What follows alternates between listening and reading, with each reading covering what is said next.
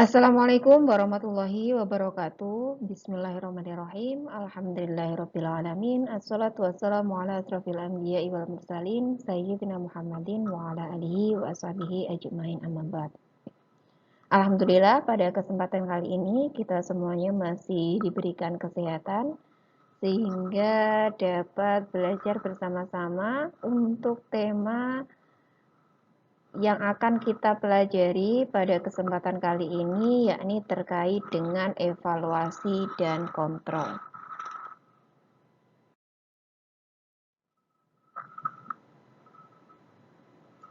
Dalam pembelajaran kali ini terdapat beberapa tujuan, diantaranya yang pertama dapat memahami proses kontrol dasar, kemudian yang kedua dapat mengukur kinerja, yang ketiga menggunakan pendekatan balance scorecard untuk mengembangkan ukuran kinerja utama, menerapkan proses pembandingan ke fungsi atau aktivitas, memahami dampak masalah dengan mengukur kinerja, mengembangkan sistem kontrol yang tepat untuk mendukung strategi tertentu. Baik, pada slide kali ini terkait dengan evaluasi dan pengendalian manajemen strategis. Di sini telah saya gambarkan terkait dengan bagaimana penerapan proses kontrol untuk manajemen strategis. Yang pertama adalah determine what to measure, yakni tentukan dulu apa yang harus diukur. Kemudian yang kedua menetapkan standar yang telah ditentukan sebelumnya. Kemudian yang ketiga mengukur kinerja. Yang keempat, apakah kinerjanya itu cocok dengan standar yang ada. Kalau sudah cocok, maka bisa berhenti terkait dengan evaluasi dan pengendaliannya. Kemudian apabila kinerjanya itu tidak sesuai dengan standar yang ditentukan, maka langkah yang kelima ini harus diambil, yakni tentukan korektifnya itu seperti apa. Ya. Jadi tentukan korektifnya seperti apa. Jadi agar ada proses perbaikan di sana agar kinerjanya ini bisa sesuai dengan yang diharapkan.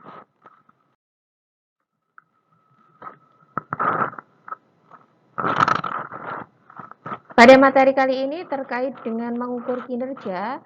Kinerja adalah hasil akhir dari aktivitas.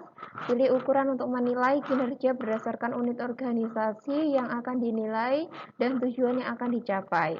Tujuan yang ditetapkan sebelumnya dalam bagian perumusan strategi dari proses manajemen strategis tentunya harus digunakan untuk mengukur kinerja perusahaan setelah strategi diimplementasikan.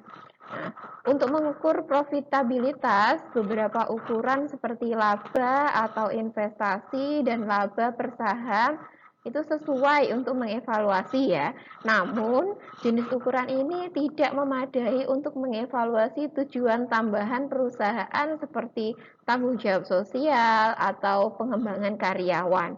Sehingga perlu memilih ukuran yang tepat untuk tujuan tertentu.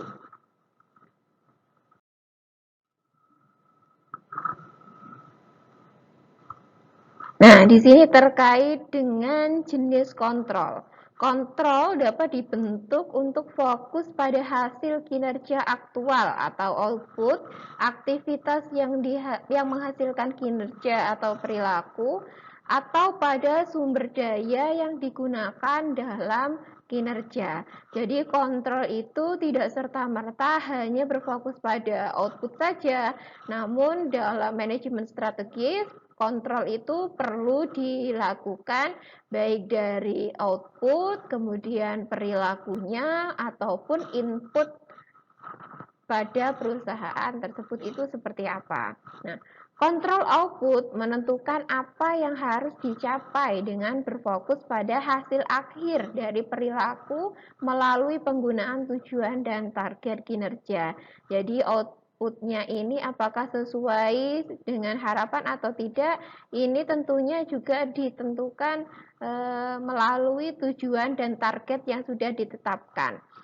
Kontrol yang kedua, kontrol perilaku.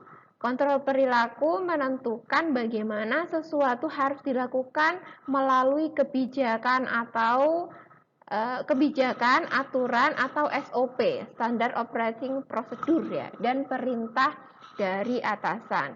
Jadi perilaku ini perlu dikontrol apakah dalam melaksanakan itu sudah sesuai kebijakan atau belum, sudah sesuai dengan aturan atau belum, ataukah sudah sesuai dengan SOP yang ada atau belum.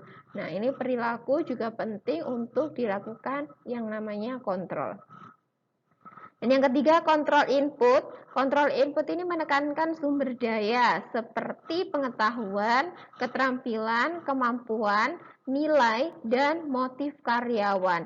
Jadi pada perusahaan ini penting untuk memperhatikan kontrol input yang ada. Apakah karyawan yang dimiliki yang akan diperkerjakan ini sudah sesuai dengan keterampilan yang dibutuhkan dan kompetensi yang dibutuhkan atau belum, karena ini nanti pasti akan sangat berpengaruh terhadap bagaimana dia bekerja dan bagaimana dia bisa memenuhi target-target ataupun tujuan-tujuan yang ditetapkan oleh perusahaan. Nah, pada slide kali ini kita akan belajar terkait dengan pendekatan Balanced Scorecard menggunakan ukuran kinerja utama. Balanced Scorecard menggabungkan ukuran keuangan yang memberitahukan hasil tindakan yang telah diambil dengan ukuran operasional pada kepuasan pelanggan, proses internal dan inovasi perusahaan, dan kegiatan perbaikan pendorong kinerja keuangan masa depan. Dalam Balanced Scorecard, manajemen mengembangkan tujuan atau sasaran dari 4 bidang. Yang pertama finansial, yang kedua pelanggan, yang ketiga perspektif bisnis internal, yang keempat inovasi dan pembelajaran. Tindakan utama divisional dan kinerja fungsional. Selama perumusan dan implementasi strategi, manajemen puncak menyetujui serangkaian program dan mendukung anggaran operasional dari unit bisnisnya. Selama evaluasi dan pengendalian, pengukuran aktual dikontraskan dengan pengeluaran yang direncanakan. Jadi, apakah pengeluaran aktualnya ini sesuai dengan pengeluaran yang direncanakan atau tidak?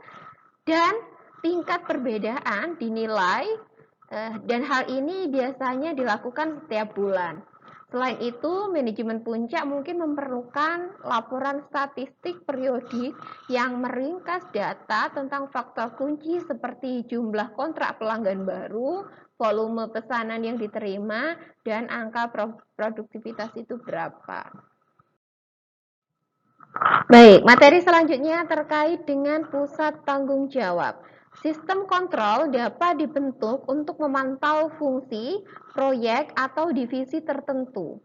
Budget adalah salah satu jenis sistem kontrol yang biasanya digunakan untuk mengontrol indikator kinerja keuangan. Pusat pertanggungjawaban digunakan untuk mengevaluasi unit secara terpisah dari bagian perusahaan lainnya. Oleh karena itu, setiap pusat pertanggungjawaban memiliki anggarannya sendiri dan dievaluasi berdasarkan penggunaan sumber daya yang dianggarkan. Nah, ada 5 jenis utama pusat pertanggungjawaban. Jenis ditentukan oleh cara sistem kontrol perusahaan mengukur sumber daya dan layanan atau produk. Yang pertama ada pusat biaya standar, yang kedua pusat pendapatan, yang ketiga pusat biaya, yang keempat pusat laba, dan yang kelima adalah pusat investasi. Nah, pada slide ini kita akan belajar terkait dengan bagaimana menggunakan benchmarking untuk mengevaluasi kinerja. Benchmarking adalah proses berkelanjutan untuk mengukur produk, layanan, dan praktik terhadap pesaing terberat atau perusahaan yang diakui sebagai pemimpin industri. Proses pembandingan biasanya melibatkan langkah-langkah berikut ini. Yang pertama, Identifikasi area atau proses yang akan diperiksa. Yang kedua, temukan pengukuran perilaku dan output dari area atau proses dan dapatkan pengukurannya. Yang ketiga, pilih satu pesaing yang dapat diakses untuk dijadikan tolak ukur. Yang keempat, hitung perbedaan antara ukuran kinerja perusahaan dan tentukan mengapa ada perbedaan. Dan yang kelima, terapkan program dan kemudian bandingkan pengukuran baru yang dihasilkan dengan perusahaan pesaing. Nah, di sini adalah masalah dalam mengukur kinerja. Pengukuran kinerja adalah bagian penting dari evaluasi dan kontrol. Kita sepakati itu ya. Pengukuran kinerja itu sangat penting dalam evaluasi dan kontrol. Kurangnya tujuan kuantitatif atau standar kinerja dan ketidakmampuan sistem informasi untuk menyediakan informasi yang tepat waktu dan valid adalah dua masalah kontrol yang jelas. Nah, ini seringkali terjadi di perusahaan ya, karena kurangnya kemampuan untuk menentukan tujuan kuantitatifnya itu berapa dan standar kinerjanya itu bagaimana, dan tidak ada informasi yang bisa datang tepat waktu dan valid. Itu menjadi masalah yang seringkali ditemui dalam masalah kontrol. Nah, tindakan pemantauan dan pengukuran kinerja itu sendiri dapat menimbulkan efek samping yang mengganggu kinerja perusahaan secara keseluruhan. Di antara efek samping negatif yang paling sering adalah orientasi jangka pendek dan pengalihan tujuan. Nah, ini beberapa dua masalah ya yang sering menjadi efek samping adanya terjadi pada masalah dalam mengukur kinerja. Jadi karena tidak bisa mengukur kinerja secara baik, maka akan ada masalah. Diantaranya yang pertama adalah orientasi jangka pendeknya, dan juga ada masalah pada pengalihan tujuannya. Jadi tujuan yang ditetapkan di awal ini bisa aja berganti gitu ya di tengah-tengah. Materi selanjutnya ini terkait dengan pedoman pengendalian yang tepat. Jadi dalam melakukan pengendalian itu harus menggunakan cara-cara yang tepat ya. Yang pertama adalah kontrol harus melibatkan hanya jumlah minimum informasi yang diperlukan untuk memberikan gambaran peristiwa yang dapat dipertanggungjawabkan. Kenapa? Karena terlalu banyak kontrol itu menciptakan kebingungan ya. Jadi biar orang yang bertanggung jawab atau bagian di atasnya saja yang memberikan kontrol. Jangan semua bagian, semua unit memberikan kontrol terhadap satu bagian yang mungkin itu bukan tanggung jawabnya. Yang kedua, kontrol harus memantau hanya kegiatan dan hasil yang berarti, terlepas dari kesulitan pengukurannya. Yang ketiga, kontrol harus tepat waktu sehingga tindakan korektif dapat diambil sebelum terlambat. Jadi itu kontrol harus dilakukan secara tepat waktu. Ketika diperlukan tindakan korektif, ini masih ada waktu untuk melakukannya. Yang keempat, pengendalian jangka panjang dan jangka pendek harus digunakan ya. Yang kelima, kontrol harus bertujuan untuk menunjukkan dengan tepat. Jadi kalau adanya kontrol ini harus bisa menunjukkan benarnya seperti apa yang sesuai dengan standar itu. Yang keenam, menekankan hadiah untuk memenuhi atau melampaui standar. Jadi yang sudah memenuhi standar, sudah melampaui itu harus ditekankan dapat hadiah ya, daripada hukuman karena gagal memenuhi standar. Nah, ini mungkin beberapa hal pedoman yang dapat diterapkan, yang dapat dilakukan pada pengendalian agar bisa tepat sesuai dengan yang diharapkan. Itu tadi beberapa materi yang dapat kita pelajari pada topik evaluasi dan kontrol. Semoga dari beberapa pembahasan yang telah kita bahas bersama-sama ada hal yang dapat kita ambil pelajaran sehingga akan menjadi sesuatu hal yang bermanfaat untuk kita semuanya. Sekian, wallahul muwaffiq ila aqwamit thoriq. Wassalamualaikum warahmatullahi wabarakatuh. Sampai jumpa di topik-topik berikutnya.